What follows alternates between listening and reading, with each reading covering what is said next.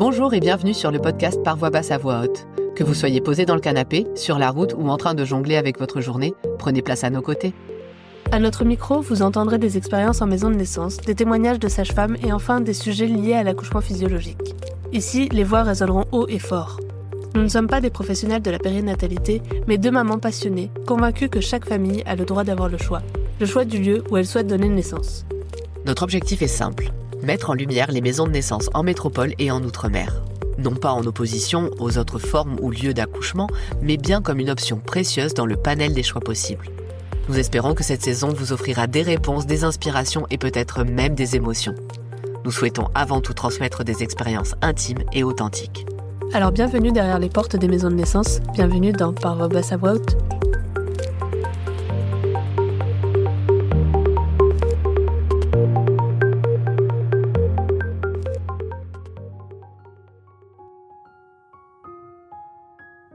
Pour conclure la thématique maison de naissance à un cocon familial, nous avons eu le plaisir de recevoir à nouveau Olivia, sage-femme en maison de naissance. Elle nous emmène au cœur de son métier, dans la dimension toute particulière de ce qu'elle appelle sage-femme de famille.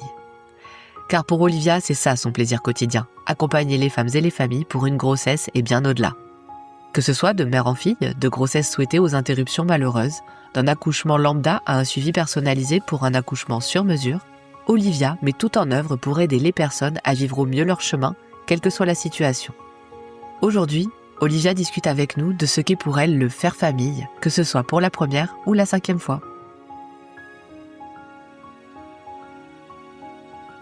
Bonjour Olivia.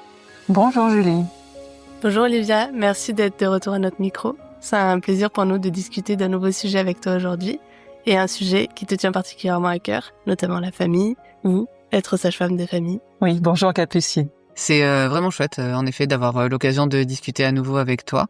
On avait eu l'occasion, du coup, de parler en off suite à notre première interview ensemble, et tu nous avais fait part de ce sujet qui te paraissait intéressant à traiter et qu'on a choisi donc de mettre dans notre 2e saison. Il s'agit donc de la famille et de ce qu'est être sage-femme de famille. Tu pensais que, en effet, ton expérience te permettait d'avoir cette vision un peu globale de ce que ça pouvait apporter aux parents avant, après et pendant en fait l'accouchement, le suivi de grossesse, de la conception en fait au postpartum très élargi. Et donc pour toutes les personnes qui sont intéressées, Olivia est donc sage-femme au temps de naître. Elle nous avait donc rendu visite à l'épisode 42 de la saison 1, qui était un épisode spécial sage-femme, qui est sorti en octobre 2024 et qui avait pour thème les maisons de naissance, un choix à quel prix. Tu nous as livré très sincèrement et avec beaucoup de générosité en fait le plaisir que ça te faisait de travailler en maison de naissance et tous les apports de ton métier, mais aussi les sacrifices que ça a impliqué. Tu nous as parlé sans tabou de aussi tous les chiffres qui concernent les coûts et les aides qu'une maison de naissance verse et perçoit, et aussi des revenus que peut avoir une sage-femme libérale qui travaille en maison de naissance. Donc voilà, c'était un épisode qui était très riche, qui, je pense, avait répondu à un certain nombre de questions que un certain nombre de professionnels, voire de personnes intéressées, se posent. Et j'espère que ça motivera des sages-femmes qui hésitent à se lancer, à s'intéresser aux structures que sont les maisons de naissance et qui hésitent à peut-être les intégrer ou à monter un nouveau projet. En tout cas, pour celles qui se posent des questions, il y a des maisons de naissance qui recrutent, donc n'hésitez pas à contacter les unes et les autres. Avant de nous faire un bref rappel de ton parcours et comment les maisons de naissance sont arrivées dans ta vie, est-ce que tu peux nous faire un rappel de ce que c'est pour toi une maison de naissance ? Une maison de naissance pour moi, c'est un espace en fait qui accueille les familles et qui les accompagne tout autour de l'accouchement naturel sur le suivi de la grossesse, le moment de l'accouchement lui-même, les jours après et même les années après en fait. Et c'est un espace où exercent que des sages-femmes. Maintenant, comme je le disais, on aimerait que tu te présentes à nouveau brièvement et que tu résumes aussi ton parcours pour que les personnes qui ont pas eu l'occasion de t'écouter dans la précédente interview comprennent un peu mieux qui tu es. Alors, je suis sage-femme depuis 23 ans. J'ai eu une expérience hospitalière d'une 10aine d'années. Je fais mes études à Paris.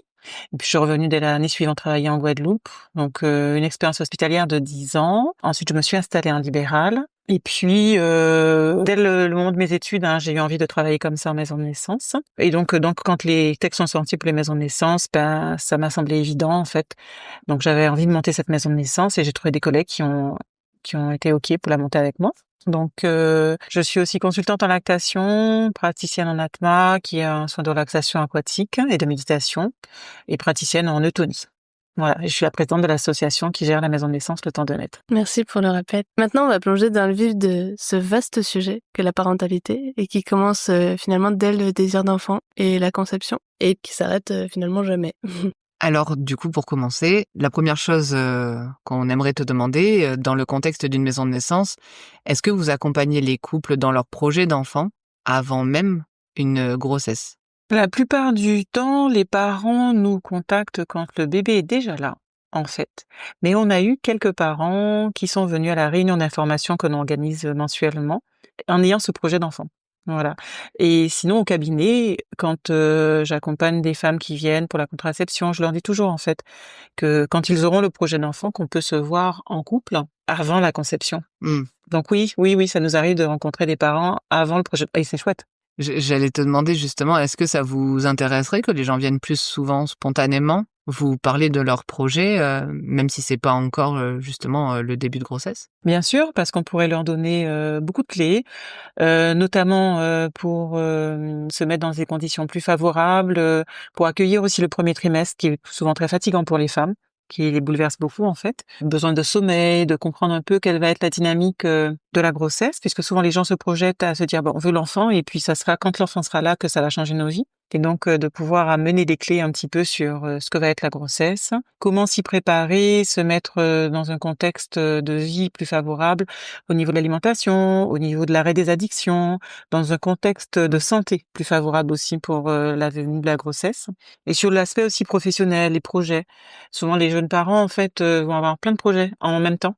Donc des projets professionnels, les projets de construction de maisons, donc de redire un petit peu la réalité, et le besoin pour être épanoui, d'avoir du temps en fait pour chacun de ces projets et ce que ça représente pour Ouais. le projet d'enfant. C'est juste. Et je trouve ça intéressant d'ailleurs que tu parles de l'approche du premier trimestre, parce que c'est vrai que c'est un trimestre auquel on n'est pas forcément préparé et dont on parle très peu, et qui en effet peut des fois être, pas dans tous les cas, hein, mais régulièrement un des trimestres les plus bouleversants d'une grossesse, et en plus qui est un petit peu passé sous silence vu que c'est l'incertitude de savoir si la grossesse va tenir ou pas. Donc je trouve ça intéressant cette dimension-là. Oui, c'est pour ça que c'est vraiment moi j'aime beaucoup quand les parents viennent me voir à quelques semaines. Mmh. Bon, on a déjà commencé, hein, ils ont déjà les signes, mais en fait, du coup, ça leur permet de se poser.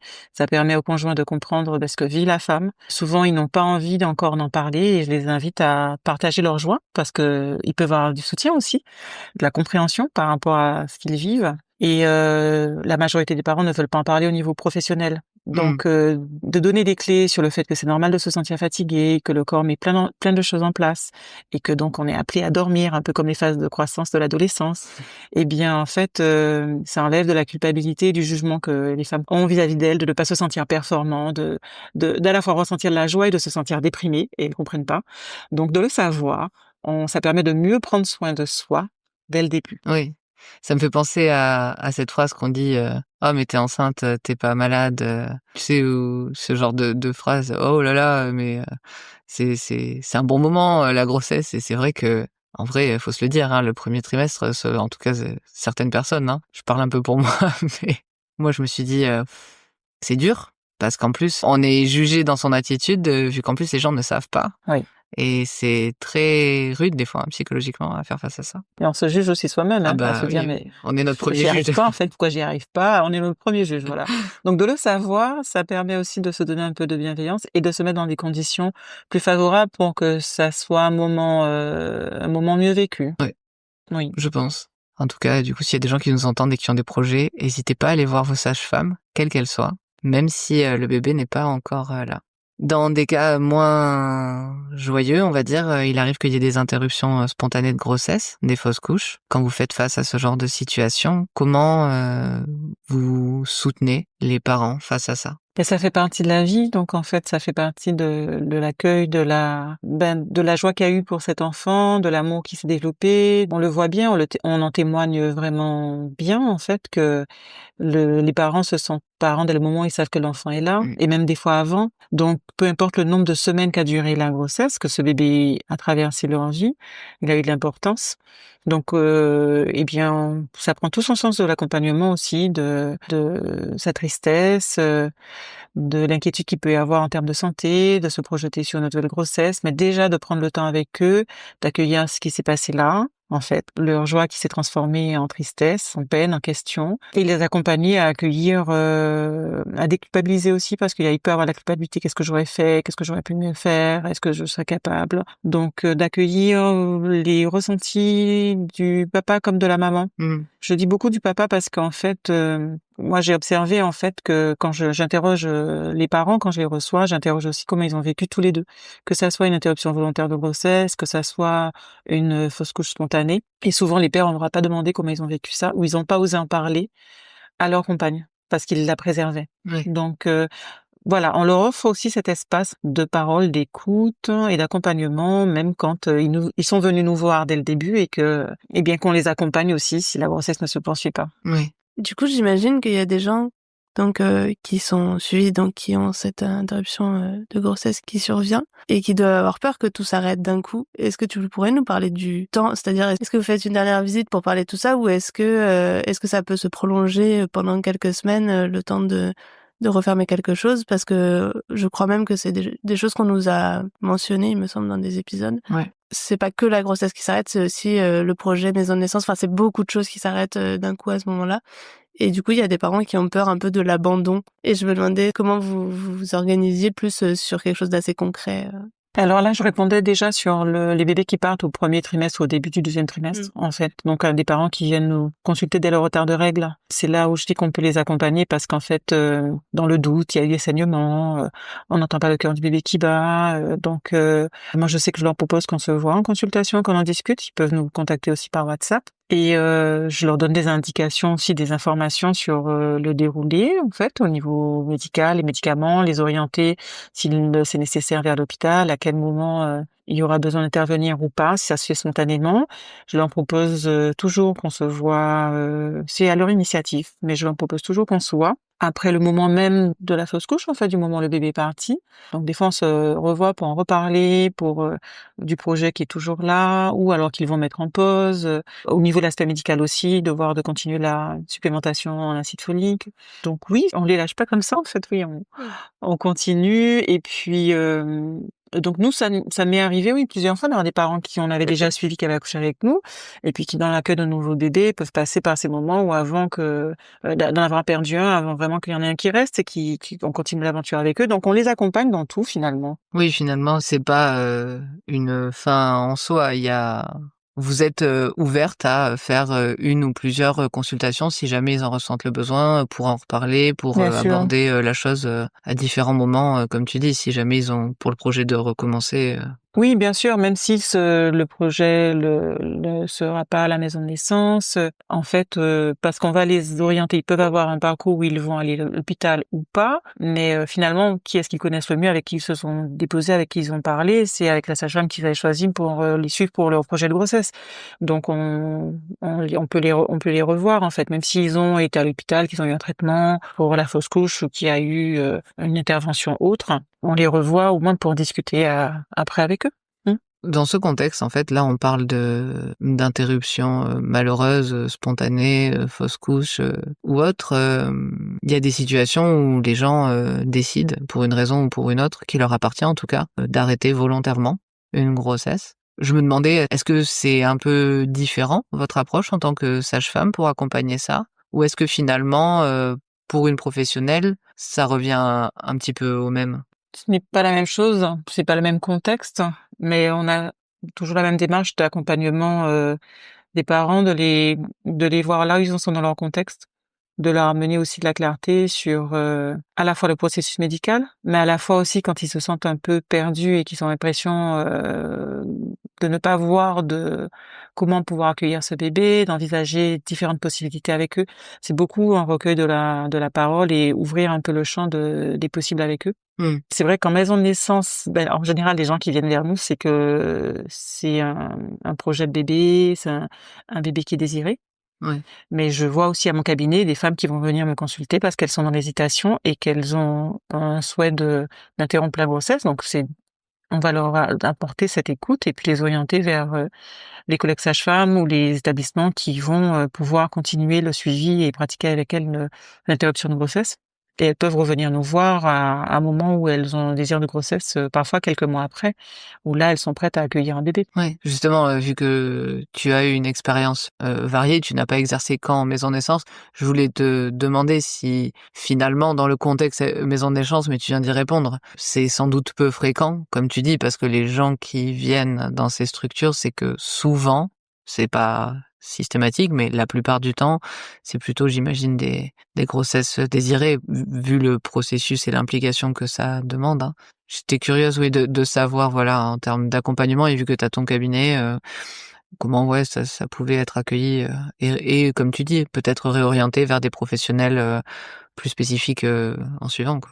Tout à fait et puis il y a des parents qui ont ce projet. Donc je vous dis, il y en a quelques-uns qui sont venus nous voir avant le démarrage de la grossesse, mais la majorité viennent nous voir dès qu'ils ont la confirmation que la grossesse est là.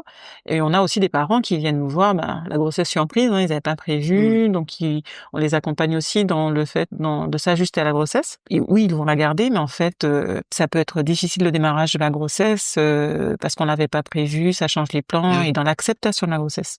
Voilà. Donc comment se prendre en compte, et comment, pouvoir, oui, verbaliser, que oui, le bébé est là, oui, je vais le garder, mais qu'en fait, c'est dur. Oui, oui, comme tu dis, en plus, surtout si ça survient, pour des gens, qui ont, comme tu disais tout à l'heure, en fait, des projets professionnels, des projets personnels, qui ont une grande place dans le quotidien et comment, réussir à concilier tout ça malgré la joie, de la nouvelle. En tout cas, pour, en revenir à cette idée de faire famille, tu nous avais parlé donc, de cette phrase que je trouve, assez douce et intéressante à la fois. Le fait d'être une sage-femme de famille, c'est ton cas. Pour toi, quelles sont les étapes, clés pour aider un couple justement à faire famille pendant une grossesse? Est-ce qu'il y a des grandes étapes, des grandes phases, si je peux dire, qui toi, en tout cas, au fil des années d'exercice et de pratique et de côtoiement, de tous ces couples, ont émergé à tes yeux? Oui. Alors moi, c'est vrai que le mot sage-femme de famille m'est venu, après avoir accompagné, une famille pour la deuxième fois, pour leur deuxième bébé, en fait, à la maison de naissance et donc je les avais suivis pour le premier, j'avais été présente pour la naissance et puis d'avoir fait le suivi, d'avoir été présente pour le deuxième et je me suis dit: «Mais c'est génial, en fait» et ça c'était, un petit peu le couronnement de mon intérêt, de ma curiosité dès le moment où j'ai faisais mes études, en fait. J'étais curieuse de ça, je me dis: «Je vois les gens à l'hôpital, mais en fait, qu'est-ce que ça donne après chez eux, en fait, dans leur Mmh. contexte?» On leur donne plein de conseils, mais qu'est-ce qui va se passer quand ils rentrent chez eux, en fait, et que c'est pas pareil qu'à l'hôpital? Donc j'étais curieuse de ça et j'ai pu, découvrir cet aspect-là, en fait, en exerçant en libéral après une dizaine d'années à l'hôpital. Et très vite, en fait, j'avais envie d'avoir, toutes les dimensions. Bon, déjà à l'hôpital, je prenais en compte le papa, la grand-mère, en fait, les gens qui passaient, à leur demander ce qu'ils en pensaient, qu'est-ce qu'ils souhaitaient, comment ils voyaient les choses. Mais là, c'est vrai que c'était une autre dimension encore, on allait voir les gens à domicile et donc très vite aussi à inviter, vraiment le papa. Des fois, quand la maman venait seule, je lui dis: «Mais si, mais dis-lui la prochaine fois qu'il vienne avec toi, qu'il est le bienvenu», parce qu'il se sentait pas forcément à l'aise et je lui dis: «T'inquiète, je vais gérer pour le mettre à l'aise, donc toi, convainc-le de venir une première fois et après, tu verras, il reviendra, je m'occuperai de le mettre à l'aise».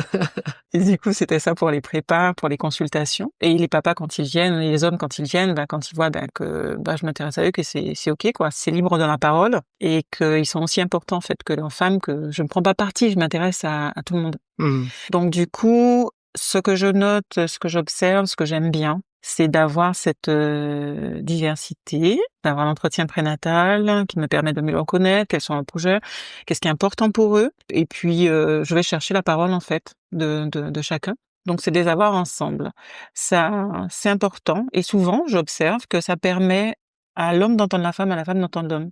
Mmh. Ils se parlent pas en expliquant à quelqu'un d'autre, donc moi le tiers, ce qui est important pour eux, eh bien le conjoint peut l'entendre d'une autre façon, en fait. Ça lui donne ce Oui, c'est l'effet recul. thérapeutique Oui, du oui, tiers. oui, oui, vraiment et quand moi je pose la question, que je cherche un petit peu plus profondément, finalement, ils auraient pas eu, eux, cette démarche Mmh. d'aller, demander plus.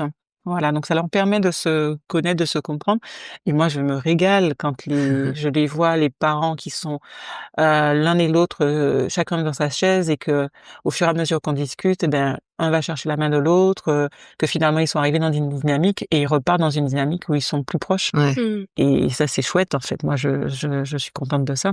Alors pour faire famille, des fois, c'est déjà en consultation préconceptionnelle, en fait, Mmh. par rapport aux attentes, de pouvoir verbaliser, les attentes et la façon de voir de l'un et de l'autre. Donc ça permet aussi au couple de encore mieux se connaître. Quand je pose la question justement et qu'on va aller un peu plus en profondeur sur qu'est-ce qui les anime et de se rendre compte que, bah, que tiens, on a le même projet, mais on n'a pas le même ordre de priorité forcément.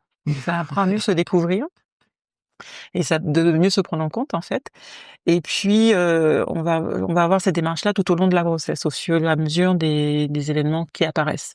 Mmh. Donc pour moi, la clé, c'est d'avoir le couple en consultation, Mmh. tout au long du suivi. En fait, c'est ça. Dans cette idée, du coup, comment, peut-être un peu plus en détail, comment, vous accompagnez les couples, dans leur, transition justement du couple, binaire on va dire, à, la parentalité où il y a, un nouvel être, qui s'ajoute à la situation et donc, il y a ce qu'on appelle la famille, il y a le couple, il y a l'individu et du coup, quels sont les conseils et les outils que vous leur donnez pour qu'ils trouvent leur place en tant que parents dans cette, nouvelle, situation et nouvelle, dimension même, j'ai envie de dire, de leur vie? Si on parle d'un couple qui accueille, leur premier enfant, ça va se faire vraiment, au moment des séances de préparation à la naissance. Et si on parle, je voudrais juste revenir sur, l'accueil du couple, je disais, mais aussi de la famille quand, les parents ont déjà des enfants. Moi, je les bien laisse à leur dire que leurs enfants peuvent venir aussi les accompagner en consultation. Ils n'ont pas à les faire garder Mmh. pour venir en consultation. Et ça me donne aussi des clés sur la dynamique familiale, sur comment déjà ils sont avec leur Mmh. enfant. Des fois, ça permet d'aborder les difficultés qu'ils peuvent avoir sur le grand, en fait, ou les grands, Oui, et de les accompagner déjà dans la parentalité, en fait, avec leur plus grand. oui. Voilà. Pour les familles dont c'est pas le premier. Et pour les familles dont c'est le premier, eh bien, en fait, lors des séances de préparation à la naissance, on associe 3 couples. Ce sont les mêmes couples, en fait, qui vont assister aux 7 séances de préparation. Ils vont rencontrer les 3 sages-femmes de l'équipe. Et donc, ça crée une convivialité parce qu'ils ont à peu près des termes, assez proches. Alors, des fois, c'est que des groupes de prémis, ben, ça tombe comme ça parce que on les associe en fonction de leurs termes. Mais des fois, il y a des prémipares qui sont avec, des multipares.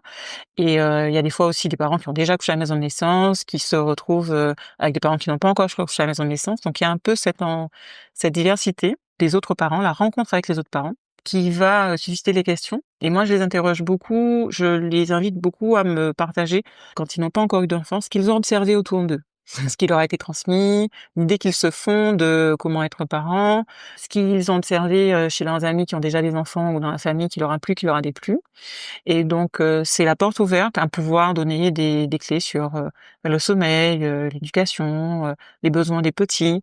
Et je les invite aussi beaucoup à découvrir en prenant leur exemple. Souvent le sommeil, je l'aborde par: «Comment vous dormez-vous? À quelle Ouais. heure vous Mmh. endormez? Combien de temps vous dormez?» Et en fait, quand on fait le tour de la pièce, on est 7 en général, on se rend compte qu'il y a 7 rythmes différents.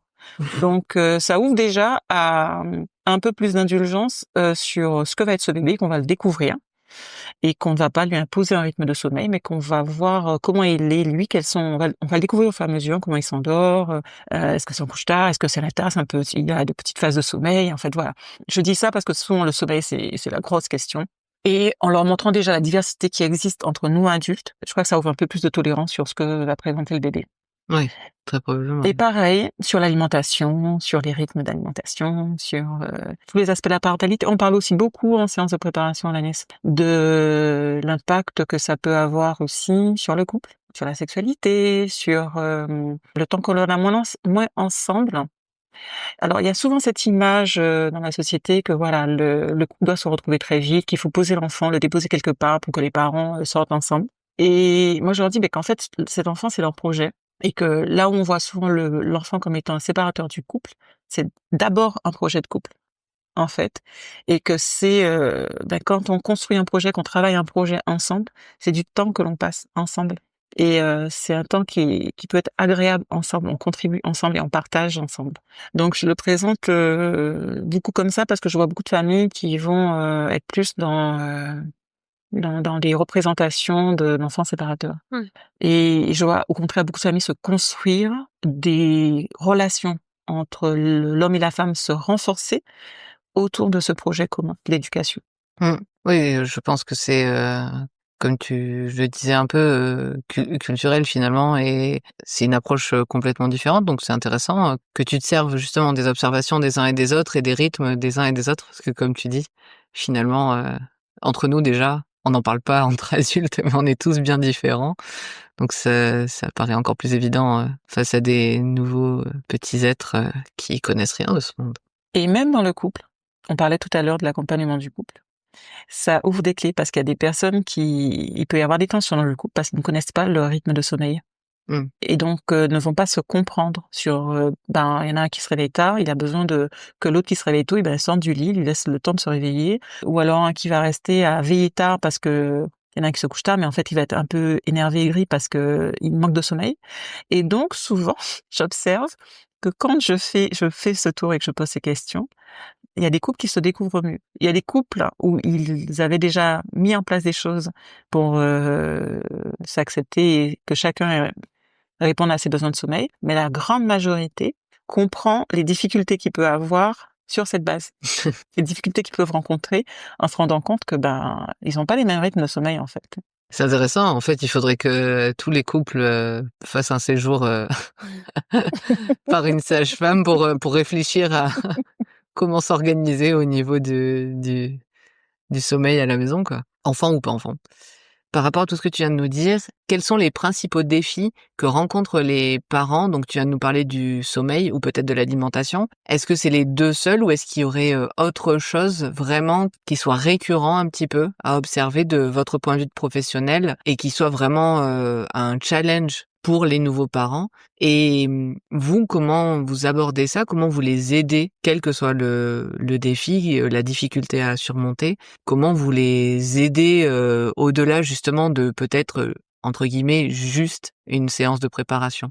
Alors, juste une séance de préparation, il y en a 7 et je te rejoins sur le fait que des fois on se dit que c'est pas assez. Je vois aussi que pour certains parents, on se dit que ça des fois on les commence à les suivre à 6 mois, on se dit: «Zut, on aurait bien aimé les avoir suivis depuis bien en amont», parce qu'il y a Mmh. des choses des notions où ça va prendre un peu de temps en fait pour les intégrer, pour se les approprier. Et s'il y a un grand défi, c'est le défi de la souplesse.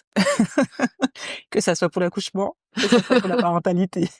J'allais dire, physique et psychologique, en fait. Ah, physique et psychologique, parce qu'en fait, on a toujours cette impression qu'on va gérer. Et là, finalement, dans notre approche, on les emmène à observer, à s'adapter à ce qui est, plutôt que oui, il y a besoin d'avoir un peu des idées théoriques, ça peut t'aider, t'orienter quand t'es pas très inspiré, tu vas te référer à ça. Mais en gros, ce qui va être utile, ça va être d'observer en fait, de se mettre à leur écoute et d'observer un peu ce bébé. Moi, j'insiste aussi beaucoup sur se mettre à leur écoute. C'est pour ça que quand je parle du sommeil, je leur donne aussi des clés pour, quand ils vont être dans la situation avec leur enfant, de ne pas attendre d'être débordés. Que souvent, quand on est agacé ou je leur donne par exemple le repère. Si vous vous posez la question de la sucette, d'avoir envie de mettre une sucette dans sa bouche, c'est que vous dites: «Ouh là, comment je me sens moi? Qu'est-ce qui se passe pour moi?» qui fait que j'ai envie qu'il se taise en fait et que je ne peux plus répondre à son besoin. Donc de se dire: «J'ai peut-être besoin de soutien, j'ai besoin d'en parler» ou je me sens dépassée parce que je ne sais pas quoi faire». Voilà, de pouvoir en parler déjà dans le couple, avec les autres autour d'eux et qu'en fait l'enfant il est dans ses besoins en fait, mais que les adultes ont le droit de ne pas pouvoir être disponibles ou de ne pas avoir la connaissance là dans l'instant de quoi faire ou se sentir dépassé.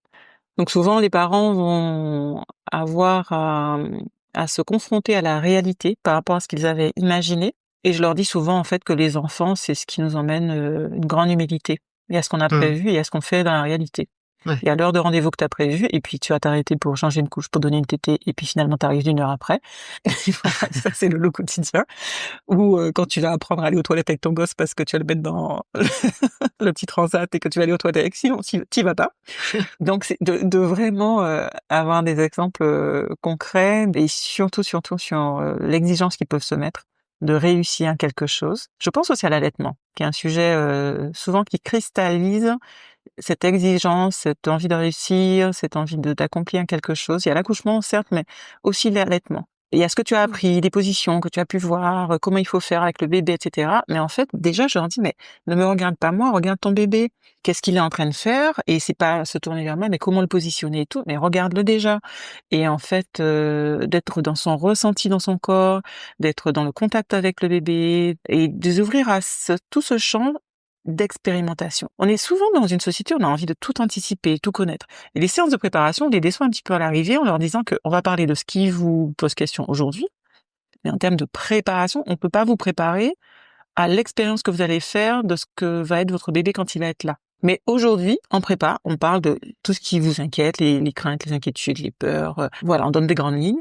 Et après, on va vous accompagner encore quand vous allez faire votre découverte et que vous allez vous confronter à la réalité de ce que c'est qu'un bébé, Mmh.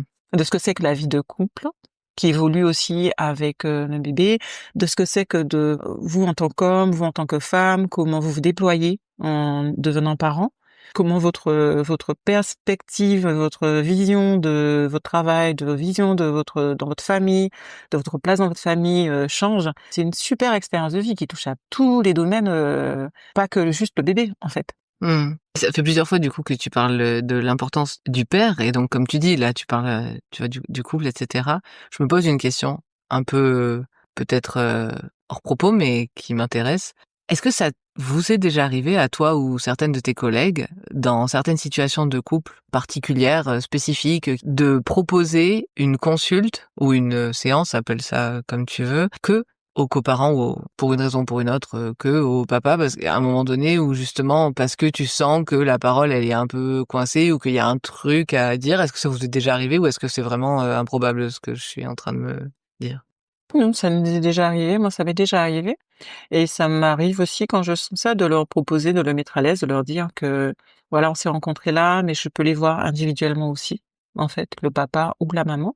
Et oui, ça m'est arrivé, un papa avait saisi la perche et je l'avais vu seul, en fait. Et ça avait changé quelque chose? Amené quelque chose de nouveau peut-être? Oui, il avait plus parlé de sa situation, parlé de son ressenti. C'est souvent quand la communication est déjà difficile en fait, hein, quand ils sont pas à l'aise à parler l'un devant l'autre, tu vois.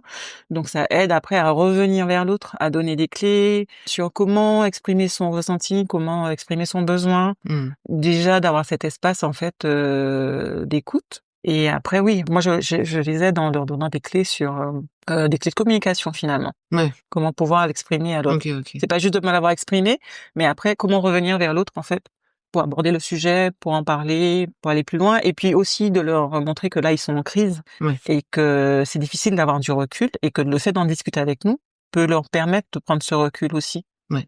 Et des fois, ça m'est arrivé aussi souvent d'accompagner des couples. Il fallait voir plus souvent et la partie médicale, faut pas que je la perde de vue, que je la fasse quand même. Et d'avoir passé 1 heure finalement d'entretien et de dire: «Bon, on n'a pas fait la partie médicale, mais c'était déjà bien intense aujourd'hui. On se revoit dans 1 semaine Oui. pour faire la consultation médicale et pour encore débriefer sur ce qui s'est passé, s'est dit». OK. Après, je constate des fois aussi, on voit où en sont les personnes et puis elles en sont déjà à un point où on ne sait pas si la famille va continuer avec le couple ensemble et que la famille va peut-être prendre une autre forme, en fait. Et je me dis, le constat que je fais, c'est qu'on n'a pas beaucoup de clés sur ce que c'est que la vie de couple avant même de ce que c'est que la vie de parent. Donc, tant que sage-femme, quand on ne les accompagne pas juste sur ce que ça va être d'être parent, on les accompagne aussi souvent sur ce que c'est que déjà d'être en couple, des défis de couple. Ouais, c'est juste, ouais. Non, c'est pour ça que je me posais cette question parce que j'imagine, voilà, que toutes les situations ne sont pas idéales et que, comme tu dis, en fait, des fois, il y a des situations un peu de crise ou de tension.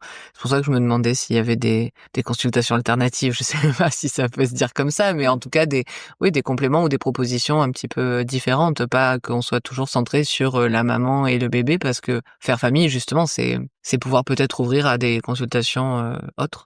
Moi, je trouve qu'on fait un super métier parce qu'on a l'occasion d'accueillir les parents dans toutes ces dimensions-là. Aussi bien quand une femme vient me voir pour la contraception, bon, ok, la première fois elle est venue me voir seule, mais la deuxième fois elle va venir avec son conjoint parce que ça les concerne tous les deux et qui va pouvoir poser ses questions. Donc en fait, c'est déjà avoir un contact et des fois les accompagner sur les questions qui se posent en couple parce que la contraception c'est un point d'achoppement. Comment ils le voient, comment ils le vivent chacun. Donc en fait, c'est déjà ouvrir le dialogue dans le couple là-dessus. Donc c'est déjà avoir un projet ensemble sur ce projet de pas d'enfant justement, ce projet de conception. Et donc à tous les moments en fait, on va prendre en compte cet environnement et la vie de chacun.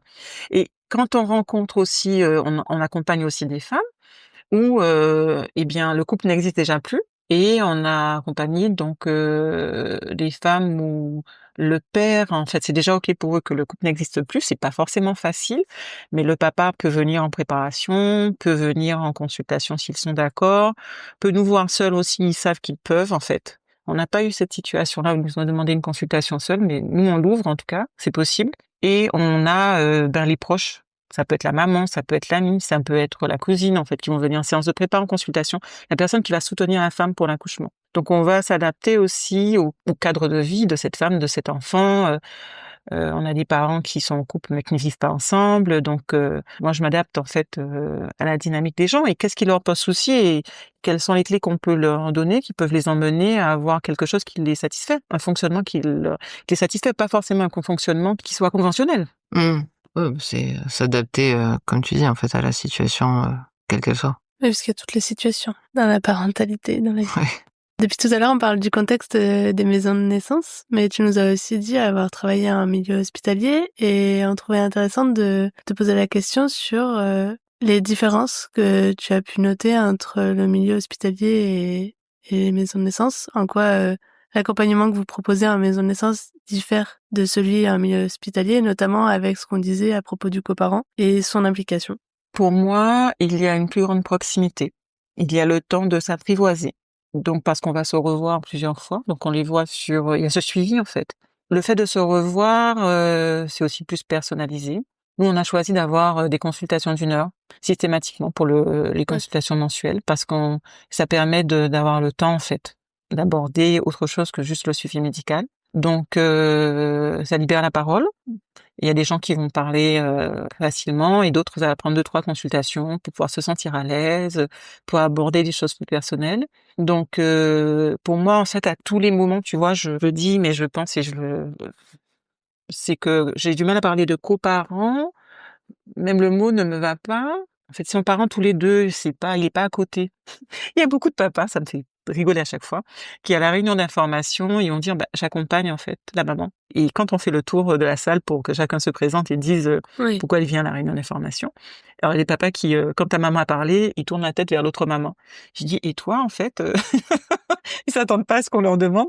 Et toi en fait, qu'est-ce que tu as entendu de maison de naissance? En fait, qu'est-ce qui fait que tu viens vers nous aujourd'hui? Je l'accompagne. Ah, donc tu viens prendre des informations et je leur dis après que c'est vrai qu'ils sont dans cette dynamique-là, dans ce positionnement et après ils voient aussi ce qu'ils vont y gagner eux en tant que père, en tant qu'homme et c'est notre rôle de sage-femme en fait d'aller les chercher. Mmh. Parce qu'aujourd'hui dans la société, la majorité a encore cette image que je vais accompagner, soutenir la femme et j'en dis mais tu sais tu vas être comme moi en fait, tu vas vivre intensément l'accouchement. C'est pas nous qui allons le vivre dans notre corps, mais on va être totalement avec elle et ça va être intense pour nous aussi en fait. Est-ce que tu as connaissance si à votre hôpital partenaire, ils ont aussi cet intérêt pour le coparent? Parce que c'est quelque chose quand même, c'est une mouvance assez globale quand même, qui a tendance à se développer, mais pas partout, pas toujours, pas voilà.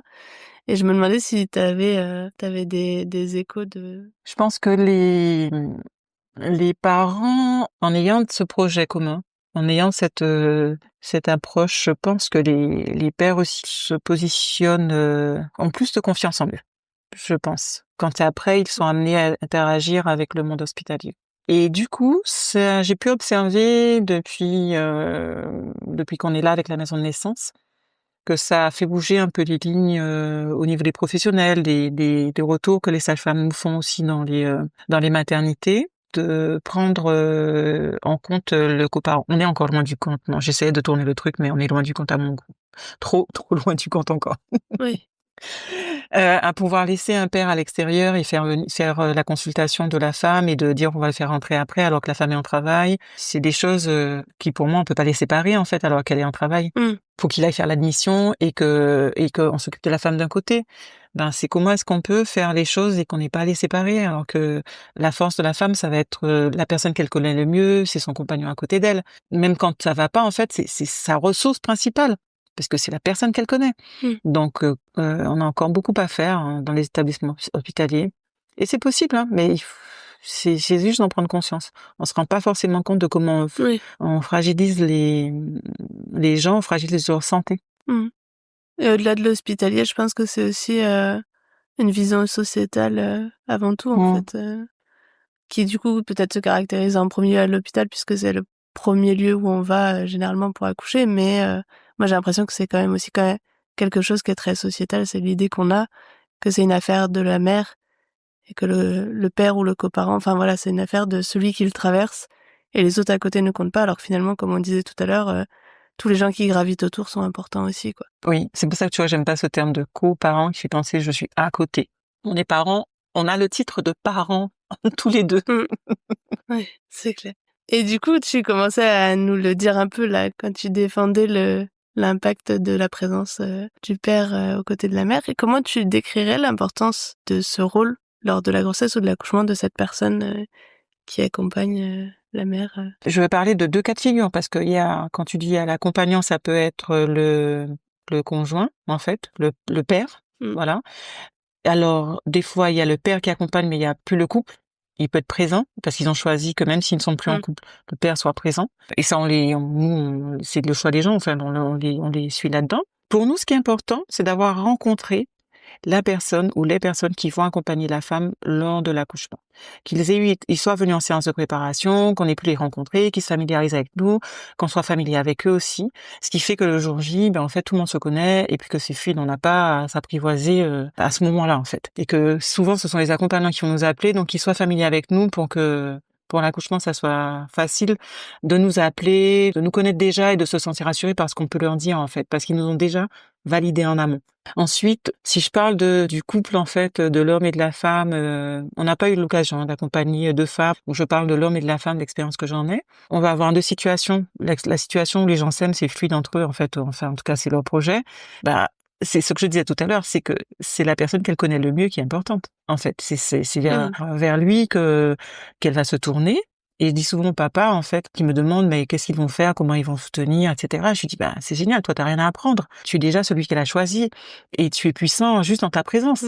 Donc, t'as pas besoin ni de la massine ni quoi que ce soit parce que tu la connais et intuitivement, tu vas t'adapter à elle. Moi, j'ai à apprendre à vous rencontrer, à deviner, à apprendre de vous dans le peu de temps que j'ai. Mais vous êtes choisi, vous connaissez. Donc, ça va souvent libérer, en fait, qu'ils se sentent à l'aise et qu'ils fassent comme si on n'était pas là. Au lieu de rester en retrait et de se dire d'attendre notre feu vert pour faire quelque chose. Donc, dès le départ, on les met à l'aise là-dessus en préparation à la naissance, en disant que je vais pas leur apprendre à être le compagnon, ils le sont déjà, ils se sont choisis, et que je vais pas lui apprendre non plus à être papa, il est là, en fait, il est intéressé, et il va découvrir son rôle de père, il va le construire, son rôle de père au fur et à mesure, et que je vais venir répondre à ses questions, répondre à ses besoins.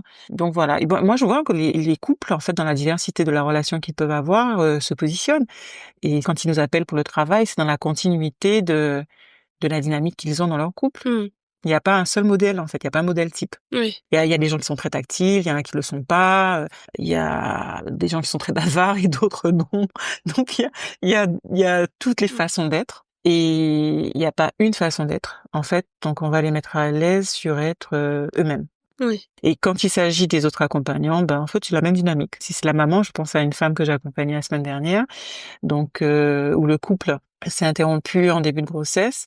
Il y a un accompagnement de la femme, le père est venu en prépa et finalement, à un moment, elle s'est dit non, je suis pas à l'aise à ce qu'il vienne en prépa. En fait, c'est encore trop tendu entre nous et finalement, j'avais pas envie de le couper de son rôle de père. Et je lui dis mais tu n'es pas responsable du fait que votre situation de couple s'est arrêtée là, en fait. Voilà, c'est l'histoire de votre couple qui s'est arrêtée et c'est encore pas fluide entre vous. Mais c'est vrai que là, du coup, c'est pas que tu l'empêches dans son rôle de père, c'est juste que accoucher, c'est dans ton intimité. Et elle ne se sentait pas de pouvoir l'accueillir dans son intimité maintenant que leur couple était fini. Donc, elle ne va pas lui supprimer son rôle de père, il ne va pas être présente pour l'accouchement parce qu'elle va le vivre dans son intimité, dans son corps, et qu'elle ne souhaite pas qu'il soit là. Mais il va rencontrer son enfant et il va toujours avoir ce premier moment de rencontre avec son enfant et jouer son rôle de père. Et du coup, c'est sa maman qui est venue en préparation avec qui elle se sentait à l'aise de l'accompagner. Et donc, je l'ai accompagnée pour la naissance avec sa maman. Et bien, pareil, la femme se tourne vers la personne qu'elle connaît le mieux. Et moi, je vais accompagner la maman pour qu'elle se sente à l'aise. Et elle s'est déployée à être avec sa fille comme elle a l'habitude d'être avec sa fille. Oui, c'est génial que vous laissiez cette place, à toute personne qui rend la mère assez sécure. Voilà, c'est ça, exactement.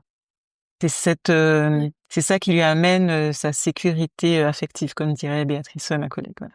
Du coup, depuis tout à l'heure, on parle de l'environnement au sens, relationnel, mais qu'en est-il de la maison de naissance en tant que lieu? Comment la maison de naissance crée un environnement propice à l'apprentissage de la parentalité pour les 2 parents? On favorise la convivialité. Je vous disais tout à l'heure qu'à la fois, il y a le temps que l'on prend d'1 heure en consultation qui permet d'aborder, les choses que les gens vont avoir envie de partager dans l'intimité, en fait, de la consultation et il y a la convivialité des séances de préparation. C'est pour ça que, pour nous, il y a que des séances de préparation en groupe et quand les gens sont même timides, on leur dit: «Bah, venez voir, en fait, ça va être notre rôle de les apprivoiser, de leur permettre de s'exprimer et d'animer, en fait, que les liens se fassent». Et ce sont des parents qui sont à des termes assez proches, en fait, à 15 jours, 3 semaines maximum. Donc on voit que la complicité peut s'installer et qu'ils s'inspirent de la diversité, en fait, qu'il y a, en fait, de fait. Donc il y a des parents de toutes origines, de tous milieux sociaux qui sont mélangés, en fait. Et nous, on sait que c'est une dynamique qui est très intéressante et qui ouvre beaucoup. Les enfants sont les bienvenus aussi. Donc dans les séances de prépa, il peut y avoir les plus grands qui sont là. Donc des fois, ils posent des questions, des fois, ils sont petits, ils jouent et on s'adapte au fait qu'ils jouent. Donc ça donne aussi des clés aux parents qui sont pris mi-part de voir comment interagir avec des enfants Mmh. et comment s'ajuster et prendre en compte le besoin des enfants. Et nous, on continue notre conversation, en fait, où on s'arrête des fois parce qu'en fait, on prend en compte les enfants. Donc ça leur fait voir comment nous, on prend, déjà professionnels, on prend en compte les enfants. Mmh. Et je pense que ça leur donne des clés aussi. En fait, je suis en train de me rendre compte de ça en vous le disant. Tout le monde peut aborder le sujet qu'il veut. En fait, on n'a pas de préparation à thème. Donc ça construit aussi dans son autonomie de parent, dans son autonomie d'être, de personne.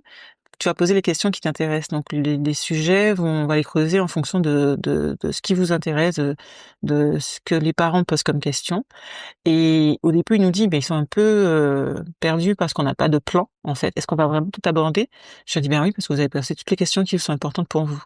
Mmh. Donc il y a des fois, on va passer plein de temps à parler de l'accouchement au début des premières séances et d'autres fois, on va parler de la parentalité. En fait, chaque séance est unique, chaque groupe est unique et on peut enchaîner 2-3 groupes, mais c'est pas les mêmes choses qu'on va dire parce que c'est pas dans le même ordre, c'est pas les mêmes histoires à partager. Donc voilà.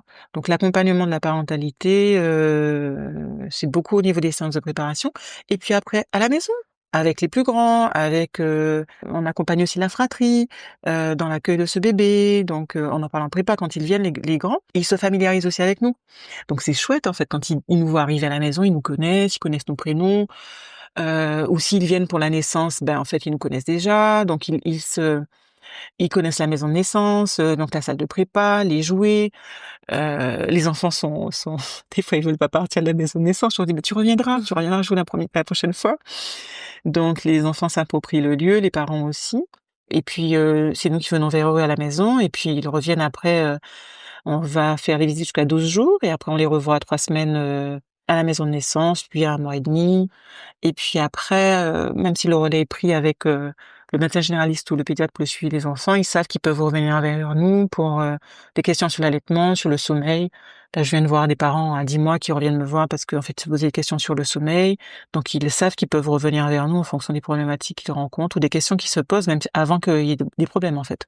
Sur la diversification de l'alimentation aussi, la reprise du travail, en fait, Oui, à tout moment où ils ont, un moment où ils se disent: «Bah» toutes les étapes. voilà, où eux, ils ressentent le besoin, on ouvre à ça, à leur dire qu'ils peuvent reprendre contact avec nous et on se voit en consultation, en famille.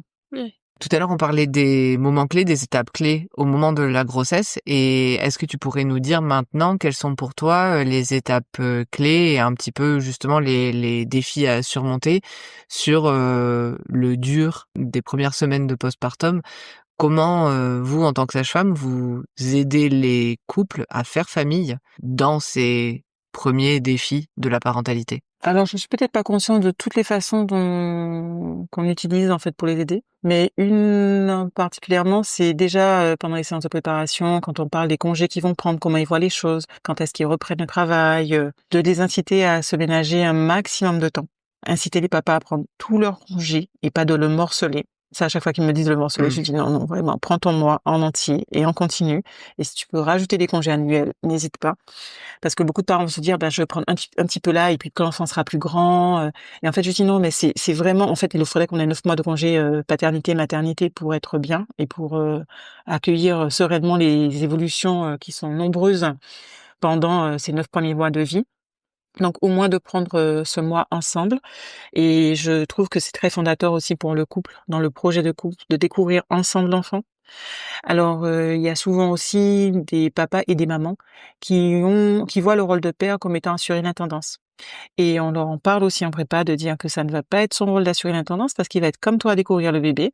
Donc en fait, ça va être le rôle finalement de on cherche avec eux quelles sont les autres personnes sur lesquelles ils peuvent s'appuyer, les amis, la famille, ou alors, des intervenants sociaux ou une femme de ménage, comment ils peuvent organiser. On va vraiment dans le détail avec eux pour qu'ils puissent se ménager en fait, ce temps de découverte, Mmh. d'apprivoiser, leur bébé, d'apprivoiser aussi, bah, ce qu'ils vont ressentir, d'avoir le temps de s'émerveiller ensemble autour du bébé et pas de se le passer à tour de rôle. D'avoir ce temps aussi d'apprentissage. On parle beaucoup avec eux aussi, hein, quand on fait les visites à la maison, de se donner du temps, qu'on est en apprentissage et qu'on n'est pas expert dès le départ. Donc on va avoir à répéter le geste, on va être un peu perdu et aussi le côté de se concentrer sur une seule tâche à la fois. D'où l'importance de prendre ses congés, que bah, c'est comme je leur dis quand vous passez un examen, bah, vous avez votre période de révision, vous faites rien d'autre en même temps, hein, sinon vous allez pas être performant à l'examen. Et vous voyez bien que vous révisez, c'est-à-dire que c'est quelque chose que vous avez appris et que vous revenez dessus plusieurs fois, vous l'avoir bien intégré et pouvoir, le redonner à l'examen. Donc là, en fait, avec votre bébé, bah, c'est parce que surtout sur l'allaitement où les femmes se mettent la grosse pression, où il faudrait que ça marche tout de suite, bah, je dis: «Certes, tu as tes seins, il y a la biologie qui fait que tu produis du lait, ton bébé, il a le réflexe de succion, mais en fait, vous allez apprendre à vous découvrir, vous apprivoiser, vous ajuster l'un à l'autre et ça, c'est le geste, et je leur dis souvent que je m'émerveille de ça, de voir comment elles peuvent être maladroites les premiers jours et quand je les revois et je les vois jour après jour qu'ils prennent de l'assurance et quand je les vois à 1 mois et demi et qu'on fait la consultation postnatale et qu'on est en train de parler, elles collent le bébé au sein et puis on continue à discuter et puis, voilà, elles se rappellent même plus comment elles ont galéré les premiers jours, en fait, à ne même pas savoir comment le tenir et comment le comment le rapprocher. Donc on parle, aussi bien avec les mamans qu'avec le papa. Moi, quand on vient à la maison, ben, quand je vois comment il tient le bébé, bah, tiens, tu peux passer ton pouce sous l'aisselle, voilà. Donc, je vais donner des indications aussi bien au papa qu'à la mamie, qu'au frère, qu'à la sœur, en fait, qu'à tout le monde, quoi. Donc, c'est dans la continuité de ce qu'on fait en consultation et en préparation à la naissance. Quand on vient à la maison, on vient pour tout le monde. Toutes les questions qui se posent Oui. autour du bébé. On passe beaucoup de temps, c'est vrai, sur l'allaitement, mais on passe aussi beaucoup de temps, tu vois, sur l'allaitement, on va emmener le papa, qu'est-ce qu'il observe? Et donc je lui montre que, ben, tiens, tu vois ce que tu as observé, je lui donne des clés sur, ce qui peut le rassurer aussi pour voir que c'est efficace, comment soutenir la femme, comment lui-même s'émerveiller aussi, et découvrir les compétences de son bébé. Donc on implique tout le monde. Finalement, comme, pour, l'accouchement, en fait, ça reste des soutiens, moraux, des aides, physiques, qui ont l'instinct, vu qu'ils connaissent la mère, de pouvoir, l'aider, comme tu dis, s'émerveiller et participer, entièrement, en fait, à tout ce qui se présente à eux, Oui. quoi. Allaitement, évolution de l'enfant, ou Et à autre, leurs quoi. questions qui sont différentes. Nous, on fait souvent le bain avec le papa, hein. Le premier bain, c'est avec le papa à la fin de la première semaine.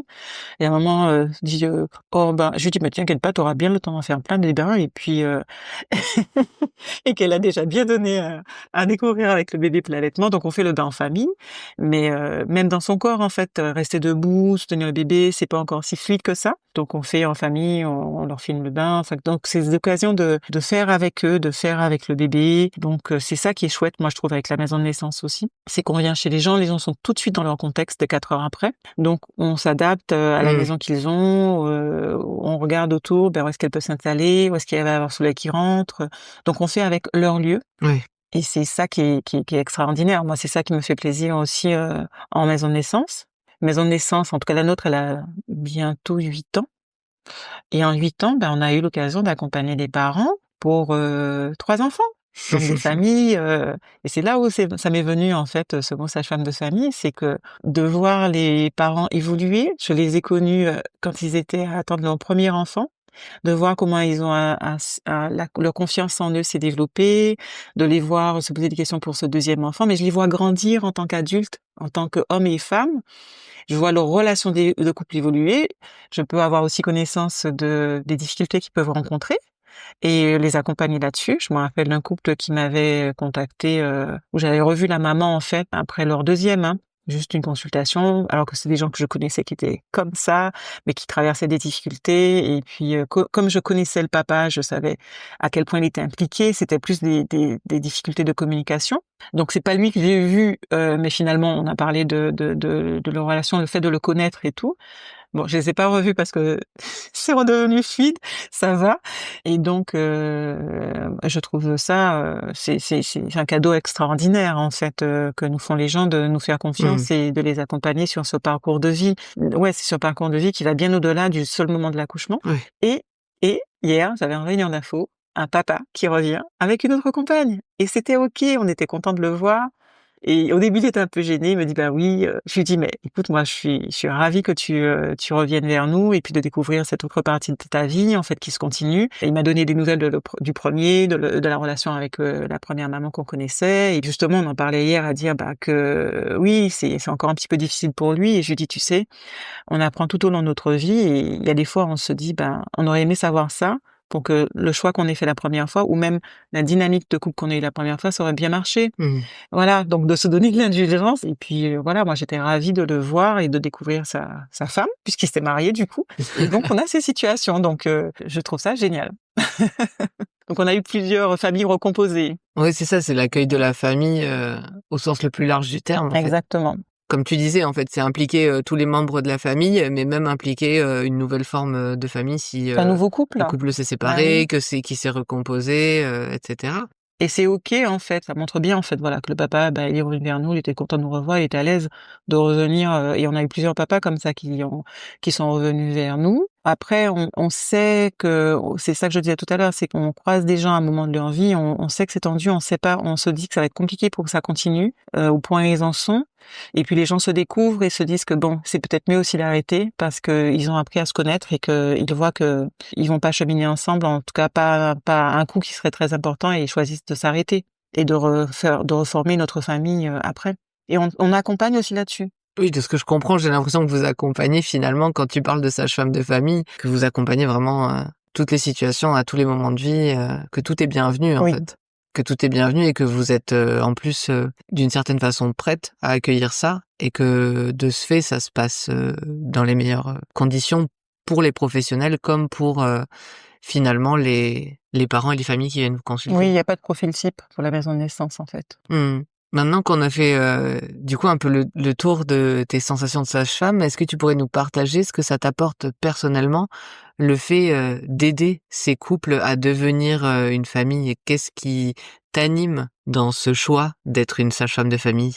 Il y a plusieurs réponses qui me viennent. La première, c'est, tu vois, mon plaisir, c'est quand je vois les enfants heureux.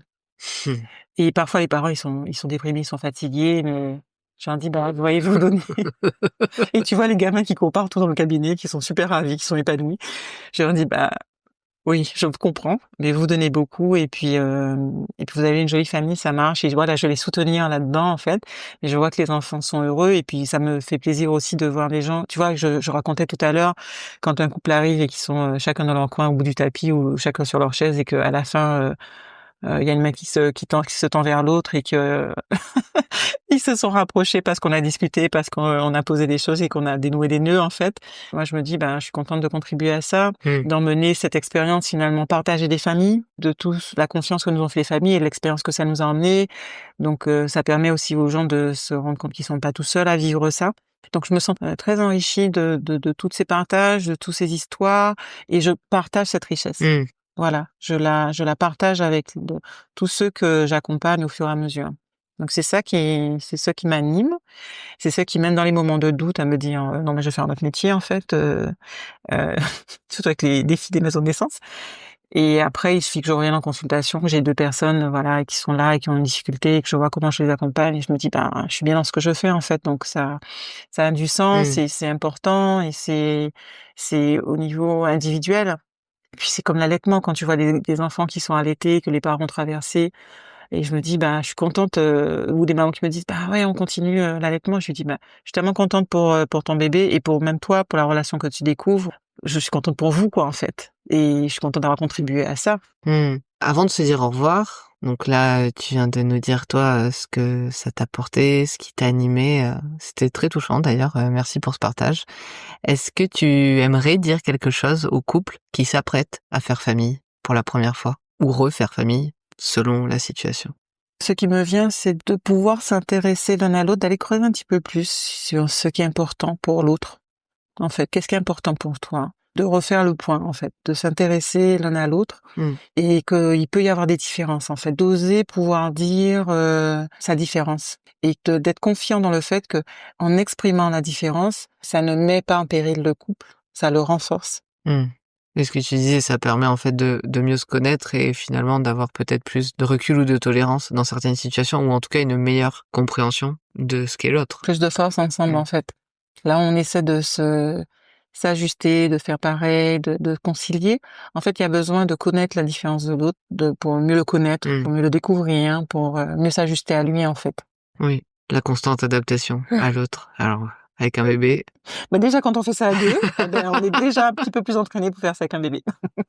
En tout cas, pour conclure, on espère comme toujours que cet épisode a répondu aux attentes de nos auditeurs et nos auditrices curieux et curieuses d'en savoir plus sur le métier de sage-femme en maison de naissance et sur les fonctionnements des maisons de naissance. Comme on a pu en parler pendant cet épisode, les sages-femmes en maison de naissance placent la famille au centre de l'accompagnement en accordant une attention particulière au rôle du papa ou du coparent, essentiel pour le bon déroulement de l'accouchement et le bien-être de la mère. Ce soutien contribue à un environnement serein pour la naissance et c'est pour ça qu'il est important et que il tient autant à cœur aux sages-femmes de maison de naissance. Chaque nouvelle naissance, même si ce n'est pas la première, marque une étape unique dans la vie d'un couple parce que devenir parent pour la 2e ou 3e fois apporte toujours une nouvelle dynamique et une nouvelle identité familiale. Et donc merci Olivia d'avoir partagé avec nous ta vision du faire famille dans ton travail quotidien auprès des couples et des familles. Et n'hésitez pas à partager cet épisode à vos proches pour soutenir le podcast, mais surtout soutenir les maisons de naissance encore trop peu connues. À bientôt Olivia. Merci de m'avoir donné cette occasion de vous partager ce qui m'anime. Oui, merci pour ce bel échange. À bientôt Olivia. À bientôt. Vous venez d'écouter le podcast Par voix basse à voix haute. Votre aide est essentielle. Si vous aimez notre travail, dites-le en partageant cet épisode, en nous laissant un commentaire ou en cliquant sur j'aime. Retrouvez-nous aussi sur Tipeee si vous souhaitez soutenir notre projet financièrement sur la page Tipeee/Par voix basse à voix haute. N'hésitez pas à vous abonner si vous voulez être notifié des prochains épisodes. Merci encore d'être là avec nous et d'écouter ces moments de vie uniques et intenses. Et souvenez-vous, il n'y a pas de bon accouchement. L'histoire qui compte, c'est votre rencontre.